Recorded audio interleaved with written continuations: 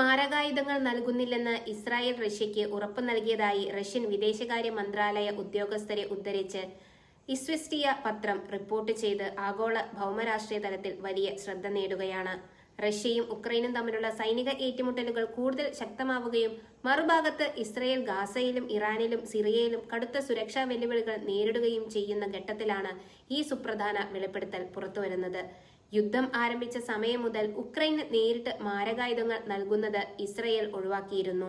അതേസമയം മാനുഷിക സഹായങ്ങളും സിവിലിയൻ പ്രതിരോധത്തിനുള്ള സാങ്കേതിക സഹായങ്ങളും കീവ് ഭരണകൂടത്തിന് നൽകാൻ ഇസ്രായേൽ ശ്രദ്ധിച്ചിരുന്നു. മോസ്കോയുമായുള്ള തന്ത്രപ്രധാനമായ ബന്ധം തകരാതെ കാത്തുസൂക്ഷിക്കുക എന്ന ലക്ഷ്യമാണ് ഇസ്രായേലിന്റെ ഈ ജാഗ്രതയ്ക്ക് പിന്നിൽ. ഇസ്രായേലിന്റെ ഈ നിലപാട് റഷ്യ, ഉക്രൈൻ, അമേരിക്ക എന്നീ രാജ്യങ്ങളുമായുള്ള അവരുടെ നയതന്ത്ര ബന്ധത്തെ കൂടുതൽ സങ്കീർണമായ ഒരു തലത്തിലേക്ക് എത്തിക്കുകയാണ്. ഒരു വശത്ത് തങ്ങളുടെ പരമ്പരാഗത സഖ്യകക്ഷിയായ അമേരിക്കയുടെ സമ്മർദ്ദവും മറുഭാഗത്ത് സിറിയൻ ആകാശത്ത് തങ്ങളുടെ സൈനിക സുരക്ഷ ഉറപ്പാക്കാൻ റഷ്യയുമായി പാലിക്കേണ്ട ധാരണകളും ഇസ്രായേലിനെ ഒരേ സമയം സ്വാധീനിക്കുന്നുണ്ട്. സിറിയയിലെ സൈനിക സാന്നിധ്യമാണ് ഇസ്രായേലിനെ റഷ്യയോട് അടുപ്പിച്ചു നിർത്തുന്ന ഏറ്റവും പ്രധാനപ്പെട്ട ഘടകം. സിറിയൻ വ്യോമാതിർത്തിയുടെ നിയന്ത്രണം റഷ്യയ്ക്കുള്ളതിനാൽ അവിടെയുള്ള ഇറാനിയൻ വിപ്ലവ ഗാർഡിന്റെയും ഹിസ്ബുള്ളയുടെയും താവളങ്ങൾക്ക് നേരെ വ്യോമാക്രമണം നടത്താൻ ഇസ്രായേലിന് റഷ്യയുടെ നിശബ്ദ അനുമതി ആവശ്യമാണ്. ഉക്രൈന് ആയുധം നൽകിയാൽ സിറിയൻ റഷ്യ തങ്ങൾക്ക് തടസ്സങ്ങൾ സൃഷ്ടിക്കുമെന്ന് ഇസ്രായേൽ ഭയപ്പെടുന്നു. മധ്യപൂർവേഷ്യയിൽ ഇറാന്റെ സ്വാധീനം വളരുന്നത് തടയാൻ റഷ്യയുമായുള്ള നയതന്ത്ര ചാനലുകൾ തുറന്നുവെക്കേണ്ടത് ഇസ്രായേലിന് അത്യന്താപേക്ഷിതമാണ്. ഇറാന്റെ ആണവ പദ്ധതികൾക്കും സൈനിക ശേഷിക്കും റഷ്യ സാങ്കേതിക സഹായം നൽകുന്നത് ഒഴിവാക്കാൻ ഇസ്രായേൽ നയതന്ത്ര തലത്തിൽ നിരന്തരം പരിശ്രമിക്കുന്നുണ്ട്.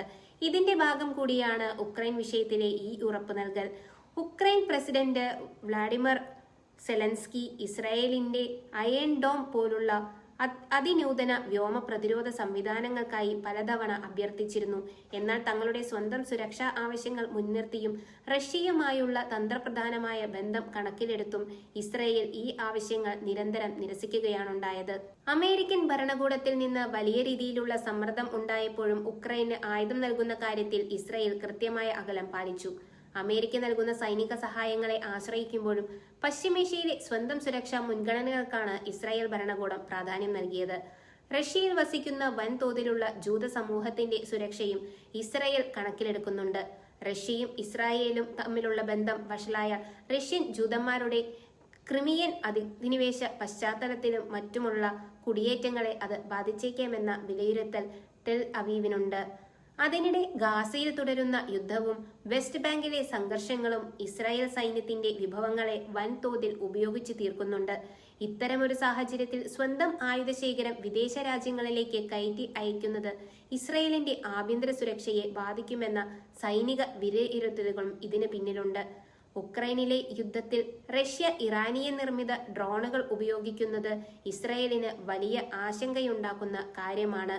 ഈ ഡ്രോണുകളുടെ പ്രവർത്തനക്ഷമത ഉക്രൈനിൽ പരീക്ഷിക്കപ്പെടുന്നത് ഭാവിയിൽ ഇസ്രായേലിനെതിരെ പ്രയോഗിക്കാൻ ഇറാനെ സഹായിക്കുമെന്ന് അവർ കരുതുന്നു. എങ്കിലും മോസ്കോയെ നേരിട്ട് പിണക്കാൻ ഇസ്രായേൽ തയ്യാറാകുന്നില്ല.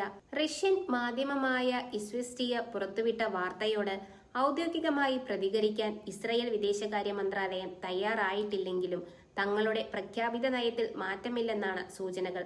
റഷ്യയ്ക്ക് നൽകിയ ഈ ഉറപ്പ് ഇരു രാജ്യങ്ങളും തമ്മിലുള്ള രഹസ്യ നയതന്ത്ര ബന്ധം കൂടുതൽ ശക്തമാണെന്ന് വ്യക്തമാക്കുന്നു. പാശ്ചാത്യ രാജ്യങ്ങൾ റഷ്യയ്ക്ക് മേൽ കടുത്ത ഉപരോധങ്ങൾ ഏർപ്പെടുത്തിയപ്പോഴും ഇസ്രായേൽ പൂർണ്ണമായ സാമ്പത്തിക ഉപരോധങ്ങളിലേക്ക് കടന്നിരുന്നില്ല. ഇത് റഷ്യൻ വ്യവസായികൾക്കും നയതന്ത്രജ്ഞർക്കും ഇസ്രായേലുമായുള്ള ബന്ധം തുടരാൻ വഴിയൊരുക്കി. ഉക്രൈനിലെ യുദ്ധം നീണ്ടുപോകുന്നതും പാശ്ചാത്യ രാജ്യങ്ങൾ കൂടുതൽ ആയുധങ്ങൾ കൈവിന് നൽകുന്നതും റഷ്യയെ മറ്റ് പ്രാദേശിക സഖ്യങ്ങളിലേക്ക് തിരിയാൻ പ്രേരിപ്പിക്കുന്നുണ്ട്.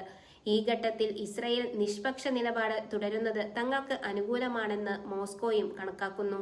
ഉക്രൈന് ആയുധം നൽകില്ലെന്ന ഇസ്രായേലിന്റെ ഉറപ്പ് കേവലം ഒരു പ്രാദേശിക തീരുമാനമല്ല, മറിച്ച് പശ്ചിമേഷ്യൻ ഭൗമരാഷ്ട്രീയ സമവാക്യങ്ങളെ നിലനിർത്താനുള്ള സങ്കീർണമായ തന്ത്രമാണ്.